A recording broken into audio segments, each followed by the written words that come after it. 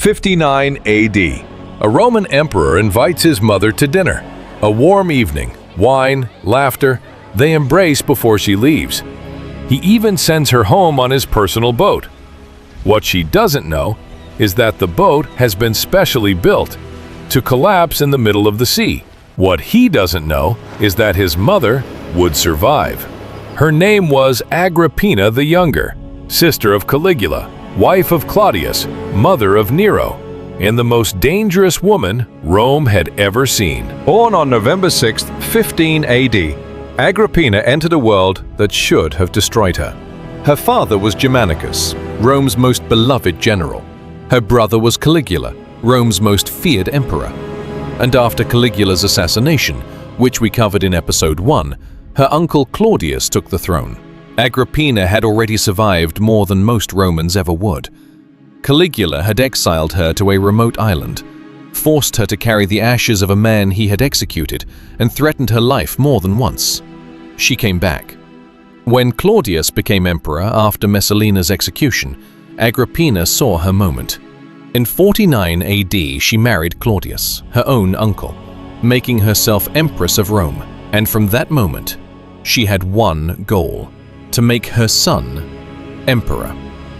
Agrippina moved fast. Within months of marrying Claudius, she had her son Nero, from her first marriage, adopted by the emperor. This was extraordinary. Claudius already had a biological son, Britannicus, the rightful heir to the throne.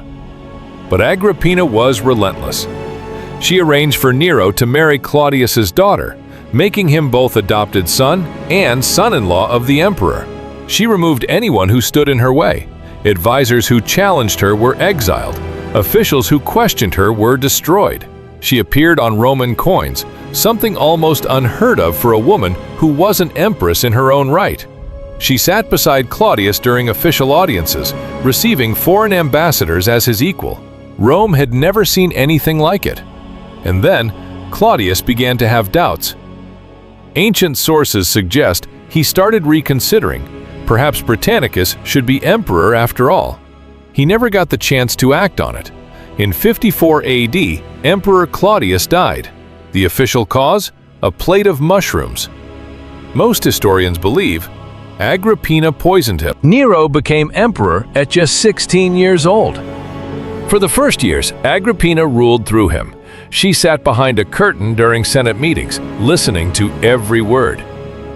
She handled correspondence. She met with foreign leaders. When Nero signed documents, she often told him what to write. But Nero was growing up. He fell in love with a woman named Poppaea Sabina.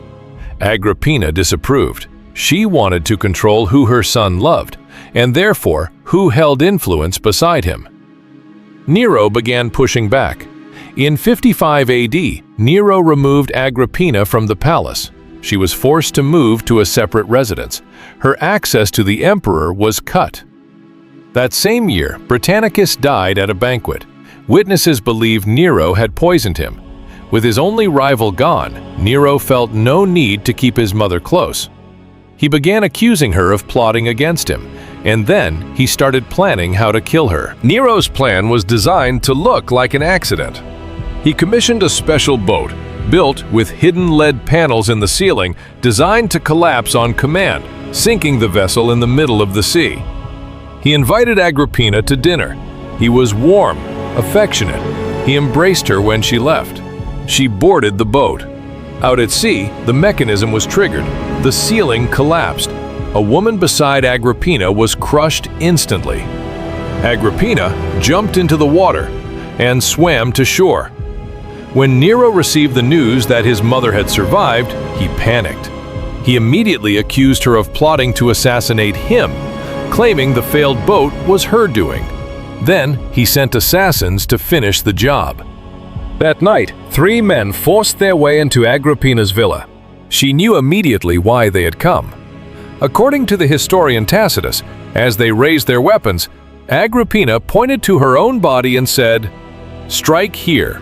She died on March 23, 59 AD. She was 43 years old. Nero, receiving news of her death, reportedly said he had not realized how beautiful his mother was. The Senate, terrified of Nero, officially declared the death a suicide. No investigation was opened. No one was punished. Agrippina was buried quietly, with no honors, on the grounds of her villa. The woman who had survived exile, survived Caligula, survived a collapsing boat in the middle of the sea, could not survive her own son. She had spent her entire life building his power, and he used that power to erase her. If this story kept you watching, subscribe to Dark Chronicles.